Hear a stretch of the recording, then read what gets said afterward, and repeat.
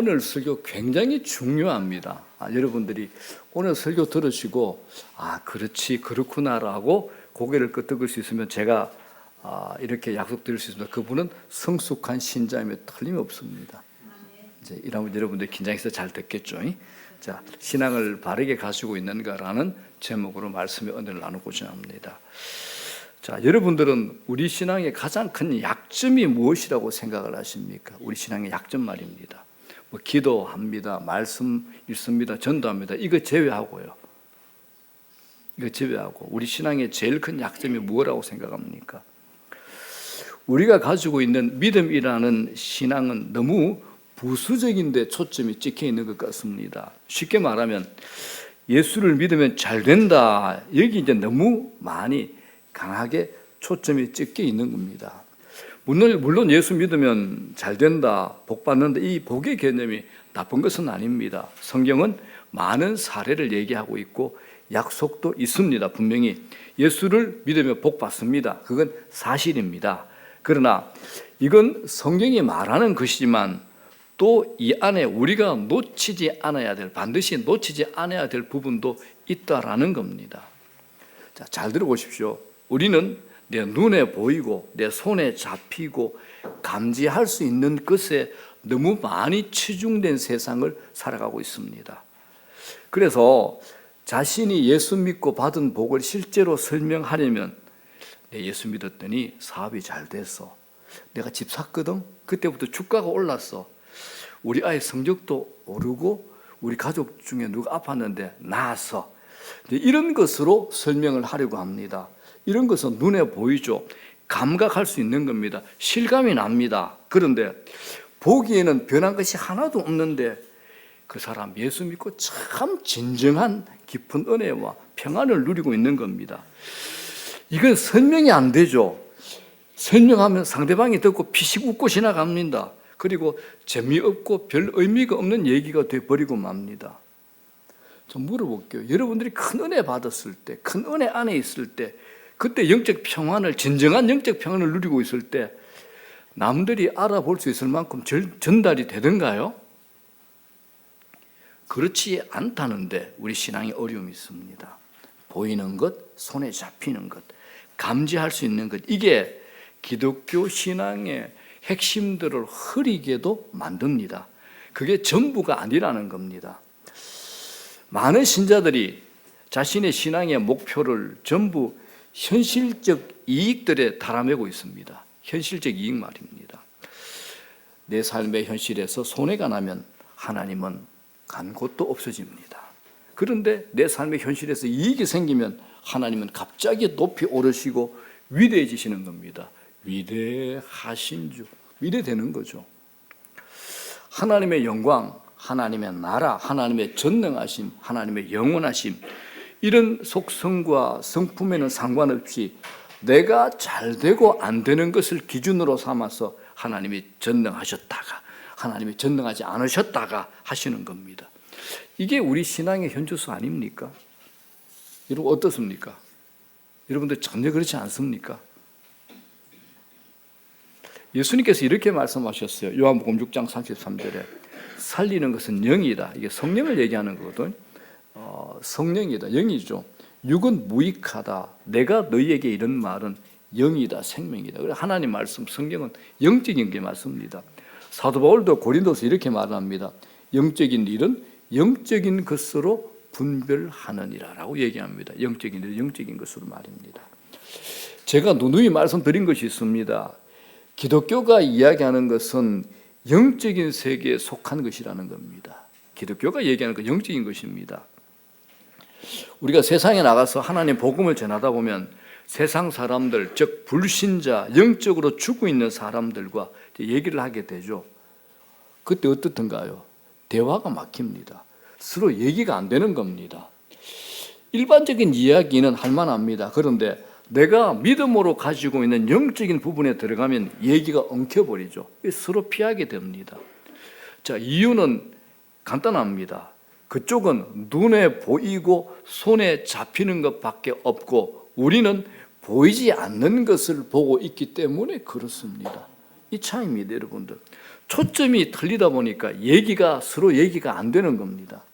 그래서 여러분들이 전도할 때 제일 중요한 거 있습니다. 반드시 전도 대상자인 그 사람을 위한 성령의 도우심이 반드시 필요합니다. 영적인 것을 받아들이도록 하는 것은 성령의 권능이죠. 그래서 전도 대상자는 반드시 성령의 도우심의 기도가 필요합니다. 교회가 저렇게 붙여놓고 기도하는 겁니다. 자, 이런 맥락에서 오늘은 우리가 지난 시간에 이어서 부활을 주제로 좀 은혜의 말씀을 좀 더 깊게 나누길 원합니다. 성경은 단 두 종류의 사람을 말합니다. 세 종류, 네 종류가 아니고 요즘 사람들이 믿고 싶어 하는 대로 한 종류의 사람들이 아니라 두 종류의 사람들을 성경은 말합니다. 그건 죽을 생명을 사는 사람하고 부활 생명을 사는 사람, 이 두 종류를 말씀합니다. 죽을 생명을 사는 자는 특징이 있죠. 살면 살수록 지우개처럼 줄어드는 생명을 살아갑니다. 마치 모래시계처럼 모래알들이 다 떨어지면 이제 끝이 나는 거죠.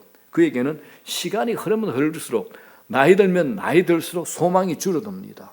반면에 부활 생명을 사는 사람들은 살면 살수록 소망이 더 눈앞으로 다가온다는 사실을 알고 믿기 때문에 가슴이 뜁니다. 저는 원래 제가 65이잖아요. 저는 너무 좋은 게 전철이 공짜입니다. KTX가 30% 할인이 너무 좋습니다. 그런데 저는 미래가 두렵지 않습니다. 시간이 가면 갈수록 더 소망이 생깁니다. 요새는 제가 예수님 만나는 것 때문에 좋아 죽겠습니다. 그렇게 실감날 수가 없습니다. 전에 봤던 책인데 내가 놓친 게 너무 많은 겁니다. 그렇지. 무릎을 치면서 너무 좋고 실감납니다. 누가 저한테 목사님 20년 전으로 돌아가죠. 저 절대 안 돌아갑니다. 10년 전으로 절대 안 돌아갑니다. 지금이 제일 좋고 앞으로가 더 소망이 저에게 있습니다. 우리는 어린 시절이나 청년 시절에만 가슴이 뛴 것이 아니라 부활 생명을 가지면 늙을수록 가슴이 더 두근거립니다. 살아온 세월과 시간에 대한 미련이나 회상이 아니라 장래에 대한 꿈에 젖게 됩니다. 죽는 순간에는 그 꿈과 소망이 절정에 이루겠죠. 이건 여러분 부활 생명을 사는 사람에 대한 묘사입니다. 자, 질문합니다. 여러분들은 어느 쪽입니까? 이 둘을 실질적으로 비교해 보면 죽을 생명을 사는 사람들은 내 최고의 시절, 내 젊은 날의 아름다운 건강은 다 지나버렸다 이렇게 생각하지만 부활 생명을 사는 사람들은 내 최고의 시절은 아직 오지 않았고 이제 올 것이야 라고 생각하며 사는 겁니다. 얼마나 신납니까? 죽을 생명을 살아가는 사람은 늙어가는 길이 이게 막을 길이 없잖아요. 받아들여야 하는 일이지만 부활 생명을 살아가는 사람들은 늙어가는 것이 장차 올 최고의 시절로 다가오는 일로 여겨지기 때문에 죽음도 환영합니다. 저는 얘기하잖아요. 나는 죽음도 기대가 된다고. 자, 이런 두 종류의 삶을 결정지을 수 있는 역사적 사건이 일어난 것은 대략 2000년 전 팔레스타인에서였습니다. 예루살렘 밖 골고다 언덕에서 사흘 전에 십자가에서 처형되었던 예수라는 사람이 무덤에서 부활한 사건이었죠. 만일 기자정신에 투철하고 사실을 중시하는 오늘의 기자와 뉴스 매체들이 집중적으로 이 사건을 취재했었더라면 예수의 부활은 부인할 수 없는 뉴스거리로 세상 뉴스를 도배할 수 있을 만한 사건이었습니다. 그런데 부활하신 예수는 제자들에게 또 소수의 무리들에게 40일 동안 종종 나타나셔서 당신 자신의 부활의 사실을 증명하셨죠. 그리고 구약 성경의 말씀을 막 풀어주셨습니다. 내가 메시아다. 내가 너희들을 구원할 거다. 이걸 말씀하셨습니다. 이건 대반전이죠. 아무도 생각하지 못했던 일, 예상치 못했던 일이 일어난 겁니다. 유대 당국자들이 생각하지 못한 것이 아니라 예수님으로부터 직접 부활에 대한 말씀을 누누이 들었던 제자들조차도 상상하지 못했던 일이 일어난 겁니다. 이 부활 사건이 제자들을 다 변화시켰습니다.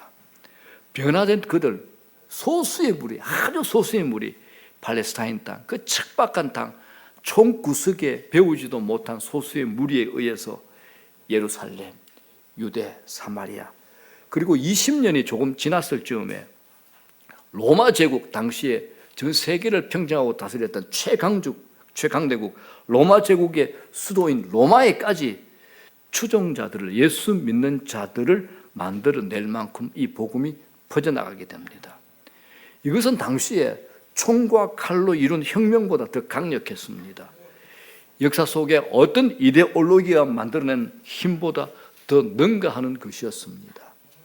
그리고 300년이 지나자 로마 제국은 그 부활하신 예수에게 항복을 합니다. 5만 가지 신들을 숭배하던 뿌리를 가진 로마 제국이 드디어 기독교를, 예수 믿는 기독교를 국교로 인정하게 됩니다. 여러분, 도대체 이 힘이 어디서 났을까요? 이것은 믿거나 말거나 수준의 얘기가 아니죠.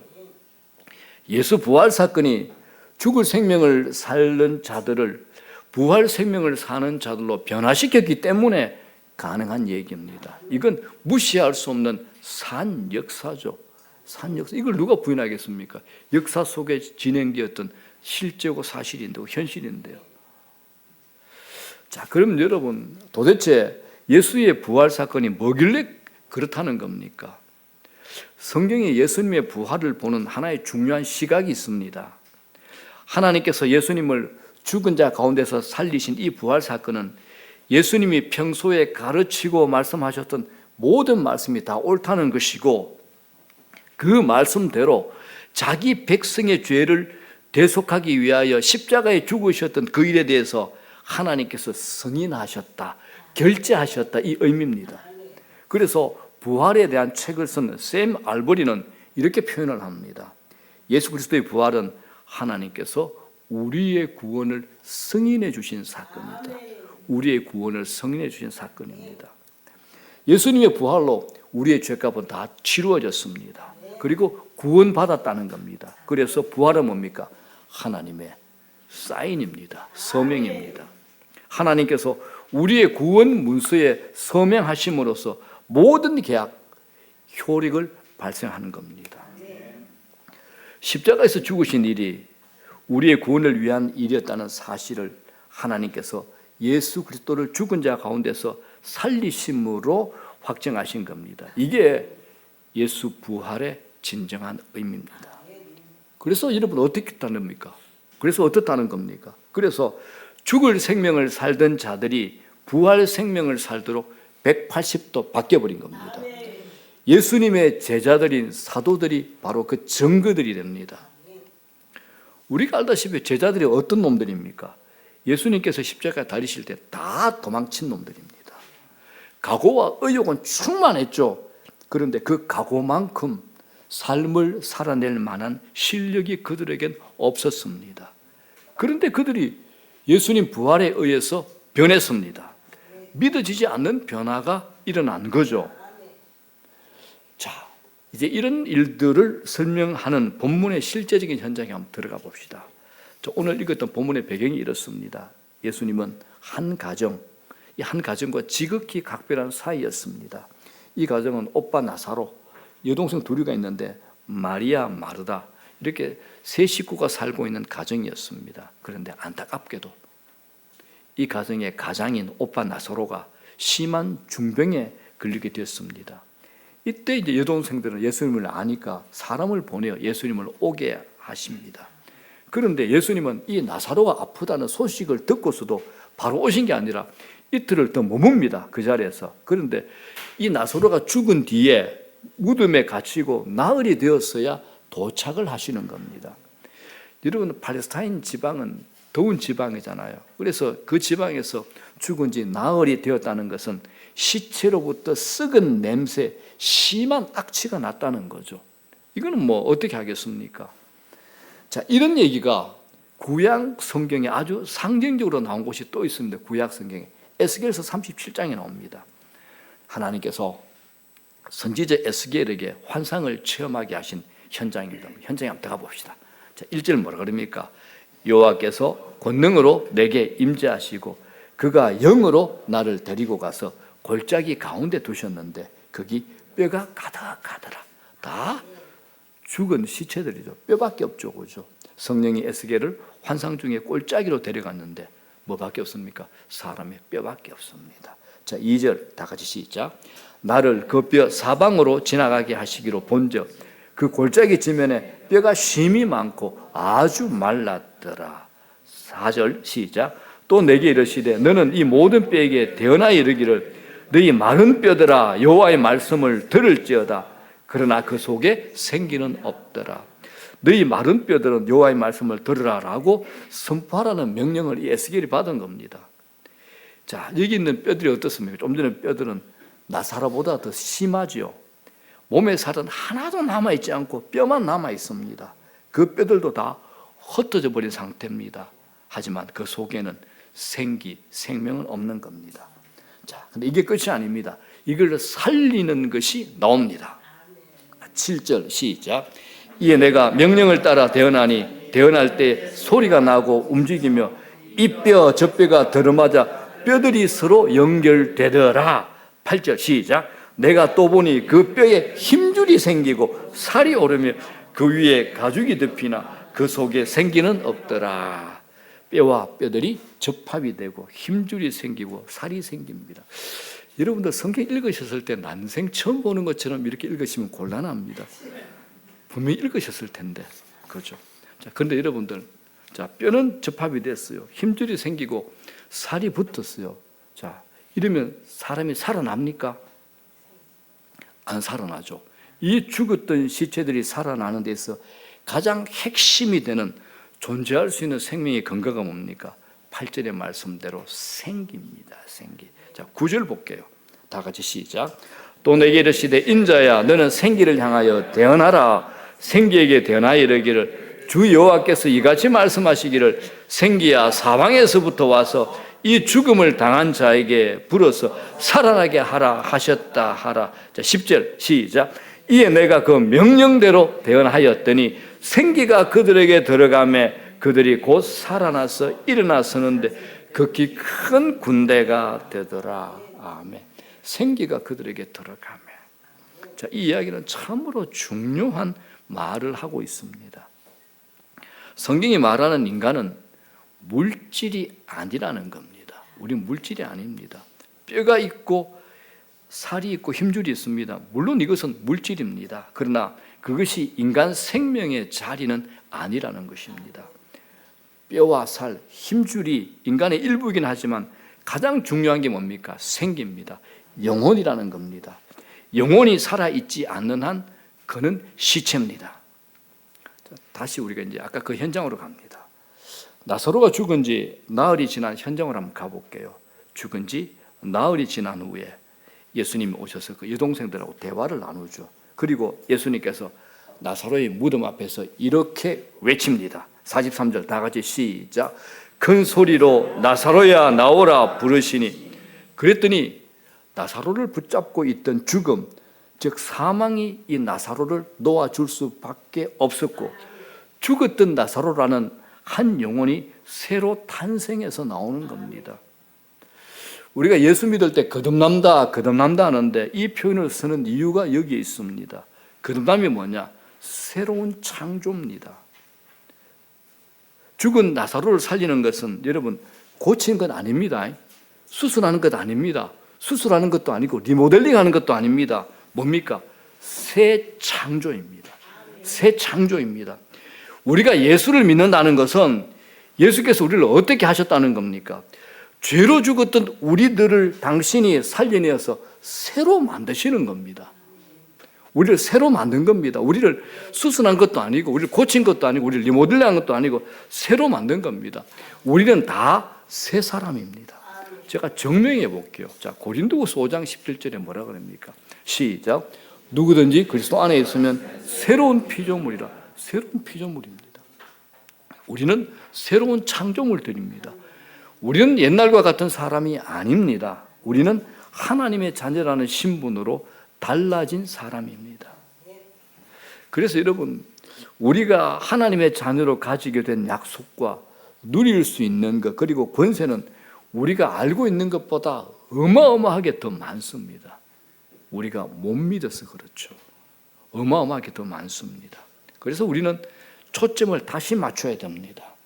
우린 여태껏 이랬습니다. 예수 믿으면 이런 복 받게 된다, 복 받게 된다, 병이 낫는다, 이런 것처럼 손에 잡히는 것에만 신앙을 다 갖다 놨습니다. 이제 우리는 우리를 살리기 위해서 예수께서 오신 일이 무엇이고 그가 누구냐 하는 것에 대한 시선을 좀 돌려보자는 겁니다. 도대체 그분이 누구시기 때문에 우리가 믿는 예수, 내 안에 계신 예수가 도대체 누구시기에 시체 앞에서 나오라 그랬더니 시체가 살아서 나올 수 있느냐, 이걸 아셔야 된다는 겁니다. 그분이 도대체 누구길래, 내가 믿는 그분이, 내 안에 계신 그분이 도대체 누구길래 시체야 나오느라 했더니 시체도 나오냐라는 겁니다. 여기서 한 걸음 더 나가봅시다. 죽은 자는 영혼이 없죠. 그가 누구시기에 죽은 자의 영혼을 만들어내는가를 알아야 됩니다. 죽은 자의 영혼도 만들어내셨죠. 이건 창조주의 권한입니다. 창조주 권한이죠. 예수 그리스도 앞에서는 죽음이 동석하지를 못합니다. 성경 보십시오. 죽은 자 살려내실 때 죽음이 다 도망을 갑니다. 사망이 쪼그라들어가 다 도망을 가고 피합니다. 예수를 다 피합니다. 언제나 죽음이 예수 그리스도가 있는 그곳에서는 도망을 가는 모습을 우리에게 보여줍니다. 이런 얘기를 했더니 어떤 논리가 강한 어떤 남자분이 제게 이런 질문을 던졌어요. 아니 목사님, 죽음이 예수님이 살아있는 한 옆에는 못 온다고 했는데 그럼 예수님은 어떻게 죽으셨어요? 이런 질문을 했어요. 여러분도 그런 질문을 할 수 있죠.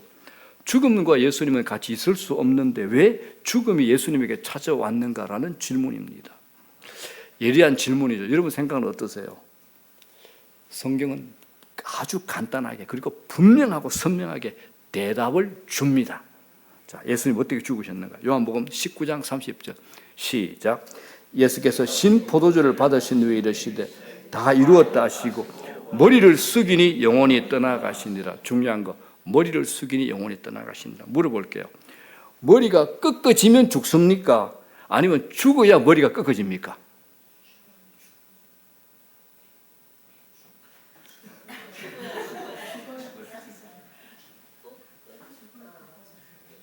머리가 꺾어지면 죽은 겁니까? 아니면 죽어야 머리가 꺾어집니까? 그러죠. 죽어야 머리가 꺾어지는, 이제 머리가 내려오는 거죠. 예수님은요, 반대로 기록되어 있습니다. 죽어서 머리가 꺾어진 것이 아니라 머리를 숙이시고 다 이루시고 그리고 나서 죽으신 겁니다. 예수님은 죽음이 왔어도 그분을 잡아갈 수가 없었습니다. 예수님이 허락하셔서 드디어 죽음이 온 거죠. 죽음을 받아들이신 겁니다. 자, 성경을 또 증명할게요. 예수님 이렇게 선언하셨습니다. 요한복음 10장 17절 18절 시작. 내가 내 목숨을 버리는 것은 그것을 다시 얻기 위함이니 이를 내게서 빼앗는 자가 있는 것이 아니라 내가 스스로 버리니라. 나는 버릴 권세도 있고 다시 얻을 권세도 있다. 얼마나 멋집니까? 우리가 믿는 예수님이 이분입니다. 예수님 뭐라 그럽니까? 나는 죽을 권세도 내한테 있다. 다시 살릴 권세도 내가 가지고 있다. 우리가 이분을 믿는 겁니다. 믿는 이분이 우리 속에 와 계시는 겁니다. 사랑하는 여러분, 우리가 영적으로 좀 긴장을 하셔야 됩니다. 성경이 우리에게 말하는 것하고 내가 알고 믿는 것이 거리가 멀다는 사실 때문에 우리가 영적으로 조금 긴장을 하셔야 될 필요가 있습니다. 자, 이제 결승점을 향해 갑시다. 동일선상에서 이제 예수님과 죽은 나사로의 여동생과의 대화에서 예수님이 우리에게 하시고 싶은 말씀이 있습니다. 이제 결승선으로 가봅시다. 사랑하는 오빠 나사로의 죽음 앞에서 무력감을 느낀 동생 마르다가 말합니다. 자, 21절 다 같이 시작. 마르다가 예수께 여짜오되 주께서 여기 계셨더라면 내 오라비가 죽지 아니하였겠나이다. 여기에 대해서 주님이 어떻게 대답하시냐? 25절 26절입니다. 시작. 예수께서 이르시되 나는 부활이요 생명이니 나를 믿는 자는 죽어도 살겠고 무릇 살아서 나를 믿는 자는 영원히 죽지 아니하리니 이것을 내가 믿느냐? 저는 주님께서 마리아에게 말씀하신 대로 무릇 살아서 나를 믿는 자는 영원히 죽지 아니하리니 이 말씀을 좀 여러분들과 나누려고 합니다. 우리가 궁금한 건 이거 아닙니까? 나중에 죽어서 부활하는 거 이건 말고 지금 영원히 죽지 않는다. 이게 뭘까? 이게 궁금한 거잖아. 지금 영원히 죽지 않는다는 거예요. 주님께서 마르다에게 물으셨듯이 이걸 네가 믿느냐? 저도 여러분들에게 묻고 싶습니다. 주님의 이 말씀을 여러분들은 믿으십니까? 믿으십니까? 여기서 주님은 두 종류의 부활 생명을 말씀하고 있죠. 나를 믿는 자는 죽어도 살겠고, 이런 말씀은 죽음 이후의 부활 생명을 언급하는 것이 분명합니다. 우리가 알고 믿고 고백하는 부활입니다. 그러나 주님은 또 다른 부활 생명을 말씀하시죠. 무릇 살아서 나를 믿는 자는 영원히 죽지 아니한다라고 말씀하시는 겁니다. 여러분 이제 잘 들으십시오. 우리가 예수를 믿는 순간 우리에게 찾아오는 생명, 그 생명의 영속성을 말한 겁니다. 우리 이 생명은 영원히 사라지지 않습니다. 요한복음 5장 24절 시작. 내 말을 듣고 또 나 보내신 이를 믿는 자는 영생을 얻었고 심판에 이르지 아니하나니 사망에서 생명으로 옮겼느니라. 믿는 자는 여러분들 앞으로 아닙니다. 이미 영생과 부활 생명을 누리는 자입니다. 누리는 자입니다. 우리가 사도신경 했잖아요. 예배 시간에 그죠? 몸이 다시 사는 것과 영원히 사는 것을 믿사옵나이다. 늘 고백하잖아요. 주일마다. 여기서 영원히 사는 생명은 죽음 이후에 받게 될 생명만을 의미하지 않습니다. 그 생명은 우리가 예수 믿는 순간 내 안에서 시작된 생명입니다. 영원히 사라지지 않는 생명을 말하는 거죠. 이 생명은 영원히 누리게 될 생명을 내 지금 현재의 삶에서 미리 맛보고 경험하고 누리게 되는 것을 얘기하는 겁니다. 주님은 죽은 지 나흘이 지난 나사로를 다시 살려내셨습니다. 주님이 이 사건을 통해서 부활 생명은 종말에 일어나게 될 부활 사건일 뿐만 아니라 지금 여기서 오늘 우리 현실에서 경험하고 살아가는 삶의 실제고 능력이다라는 것을 우리에게 가르쳐 주고 싶으신 겁니다. 이게 나사로 부활 사건의 의미입니다. 자, 사랑하는 여러분, 여러분 예수 믿으시죠? 신앙이 있죠. 신앙은 절대로 관념이나 신념이 아닙니다. 신앙은 절대로 관념이나 신념이 아닙니다. 신앙은 지적으로 동의하는 것, 그렇지 아닙니다. 입으로 하는 전통적 고백으로만 축소시킬 수 없는 겁니다. 신앙은 오늘 현재의 삶에서 부활 생명으로 사는 겁니다. 지금 말입니다. 그리고 부활 생명을 누린다는 것은 하나님과 주 예수 그리스도와 사귀는 삶을 얘기하는 겁니다. 저는 이게 너무 좋습니다. 아침에 눈을 뜨면 주님이 제일 먼저 생각이 나죠. 일상에 길을 걸을 때도 성령이 내 안에 계셔서 제게 말을 겁니다. 요새는 제가 참 좋은 게 자연이 제게 말을 걸어요. 자연이 제게 말을 겁니다. 제가 색약이거든요. 자연을 별로 잘 모릅니다. 그런데 작년부터 하나님께서 제게 자연에 대해서 눈을 뜨게 해주셨어요. 벚꽃이 저렇게 예쁠 줄 몰랐습니다. 산수유가 예쁘고 하얀 목련이 그렇게 예쁠 줄 몰랐습니다. 아직도 여러 가지 모르는 나무들이 꽃들이 너무 많습니다. 부끄러운 얘기입니다. 지난주에 점심을 먹으러 박판정 목사님하고 저하고 둘이 가는데 아파트에 한 나무가 있는데 목사님 저게 뭐예요? 그랬을 때 목사님도 몰라, 나도 몰라. 경비 아저씨도 불렀더니 경비 아저씨도 몰라. 아파트 엘리베이터 타고 내려오는 애기 엄마가 있길래 애기 엄마 저게 무슨 꽃이죠? 자기도 잘 모르는데 알았죠. 아, 잘 모르는 내가 영 엉터리는 아니구나. 근데 어쨌든 너무 좋은 겁니다. 이 꽃이, 나무가 자기는 너무 좋은 겁니다. 주님과 동행하는 거, 그 속에서 누리는 이 즐거움은 여러분 상상을 초월합니다. 세상에서 모든 것을 얻어도 주님과 동행하지 않는다면 부활 생명을 사는 것 아닙니다. 어느 날 내게 찾아오는 죽음 앞에서 절망과 낙심, 무력감과 비통함을 벗어날 수 없을 겁니다. 왜? 부활 생명을 살아본 적이 없거든요. 주님과 동행하는 삶은 주님과 소통하는 삶이고 사귐이 있는 삶이 됩니다. 자, 사랑하는 여러분, 다시 말씀드립니다. 신앙이란 먼 미래에 일어날지도 모르는 일에 거는 막연한 희망, 막연한 기대가 절대 아닙니다. 신앙은 지금 내가 여기서 경험하고 누리고 살아가는 삶의 실제가 신앙이어야 됩니다. 지금 현재 시간에 말입니다. 여러분, 현재 시간에 우리가 부활 생명을 사는 것은 어떤 것일까요? 주님 안에 거는 겁니다. 주님 안에 거하는 겁니다. 주님이 내 안에.